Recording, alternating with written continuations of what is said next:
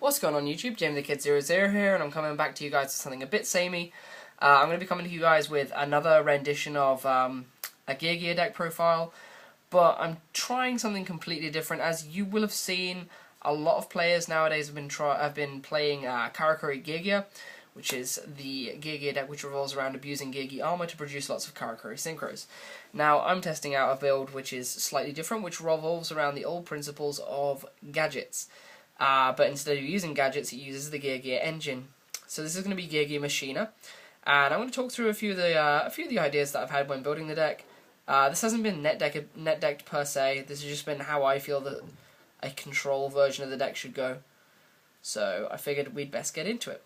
The first card in the list is a one-of. I'm playing one card mainly because I only have the one. I'd probably bump it up to two if I had to.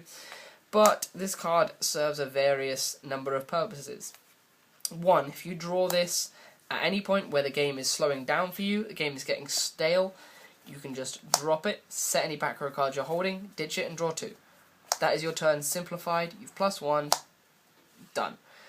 Drawing it later on is not inherently bad either. Again, you save it for a stale game state, or it's also a really good number to use with things like Machina Fortress as an abusable ditch. It's returnable to the hand by Gear Gigant X, so you can keep adding this back to the hand, and then next turn, summoning it and tributing it if there's no attacks to be made and things like that. You can keep adding it back to the hand to then ditch for fuel for Machina Fortress with the other fortress in hand. So it serves a number of purposes. It really isn't as dead as you may think. Searchable, as I just said. So I'm testing it. I've liked it on Dueling Network. It's really quite good. Makes a lot of dead hands live, really. So I really like this card. So, one carddy. Then we're going to move on to the important bit of the engine, which is 3 Geargia Armors, the key card of the deck, as you guys will know by now. Supported, of course, by 3 Arsenals, the Lone Fire Blossom with actual relevant attack points, and the 3 Geargia Accelerator to make our Gear Gigants. That is our engine of the deck. Of course, we're playing 2 of the Machine Tour Guide, because this plus this makes any rank 3. This plus another one of these Engrave makes any rank 3. It's just so amazingly good. I'm considering playing a third. This and its ability to get you into Soul of Silver Mountain is just insane. Or just its ability to revive Geargia Armor and set the Geargia Armor. It just does so much for the deck. So definitely my favourite card. It makes this deck a bit more explosive when you're trying to play control. Then we move on to the Machine element. I bumped up to triple gear frame in this because we don't play any of the Karakuri tuner. So we really need to get search going. So 3 Machina gear frame.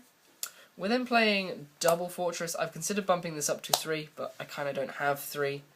So 2 is what I'm playing at the moment. 2 is good, but sometimes I have felt the need for 3.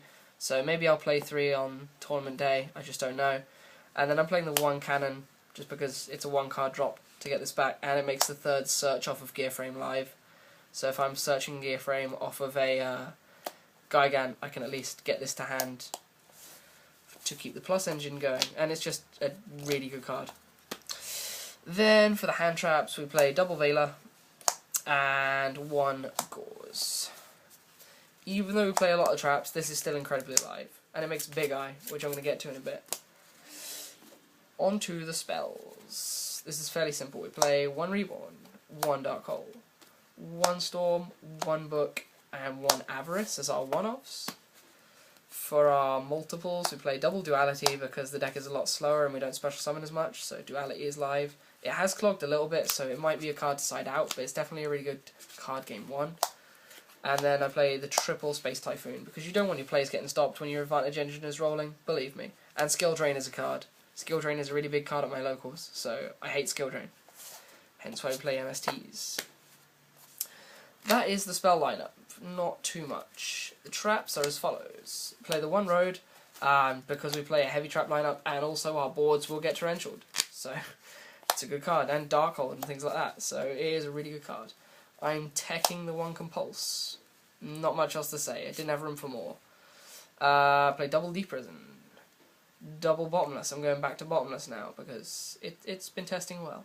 1 torrential. I'm hesitant about torrential. I really don't like it in this deck, but it's like a self-destruct button if you lose control, I guess. There could be better cards, but I'm not going to play 2 torrential in this because your field presence is so important. Then we play the double warning and the judgment. Right, on to the extra deck. And of course we have the kick-ass scores tokens, which I'm going to keep showing off every video. For the 3s, we play majority Xyzes, but there are Synchros and a Fusion in here. For the 3s, we play Soul of Silver Mountain because it is absolutely amazing. If you have not read this card, read it, look it up. It is just probably the best, one of the best Xyzes in the game at the moment. The ability to drop this off of two Geargiano Mark IIs, Xyz into this and swing over something small and get back a Machina Fortress in defense mode is absolutely insane. The effect this has to lock down back rows is insane. So good. Then we play the Leviathan for beat stick aspect and the 1 Zen mains because it's Zen mains and it's a machine, so it works under rivalry and things like that. For the 4s we play Papal Imperative because it's too good at the moment. Mace Stroke, Utopia, Zenmeister because you can abuse Geargia with this and it's a machine for rivalry, because playing under rivalry is quite big at the moment because of Samurai. Play the 1 Merogeist, again another really good card if you haven't checked it out.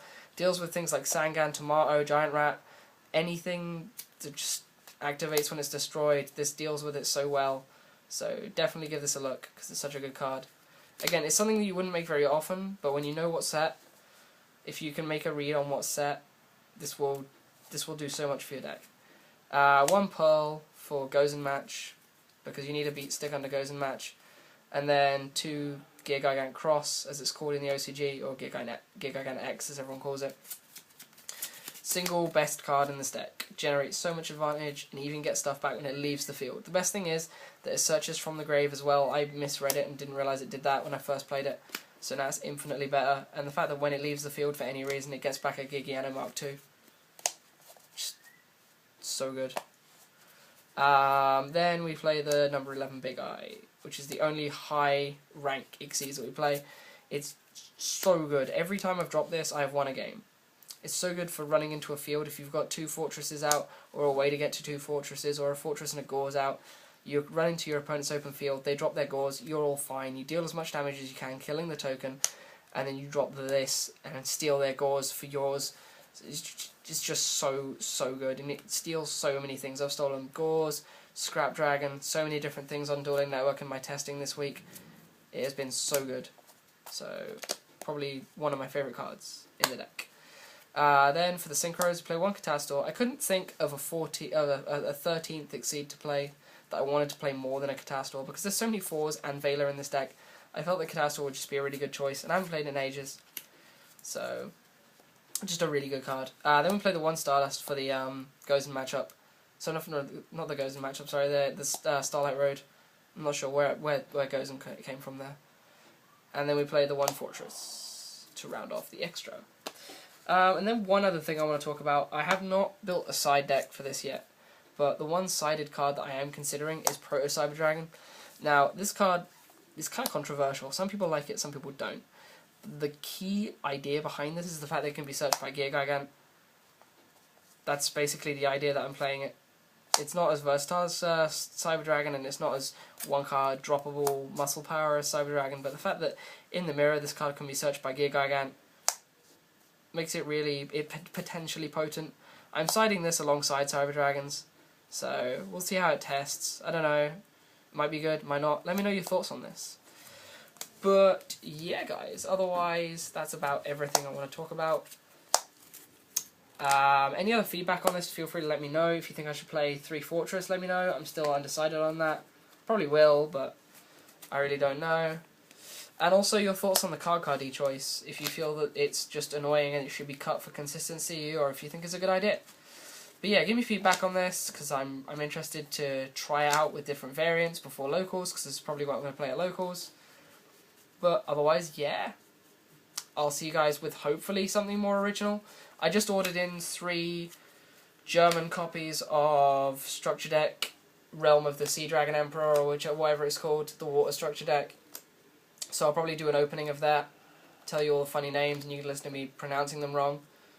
And then I'll have a deck profile of that shortly afterwards. But otherwise, yeah, I'll see you guys when I do. This has been Jamie the Kid 00. I'll see you soon. Bye.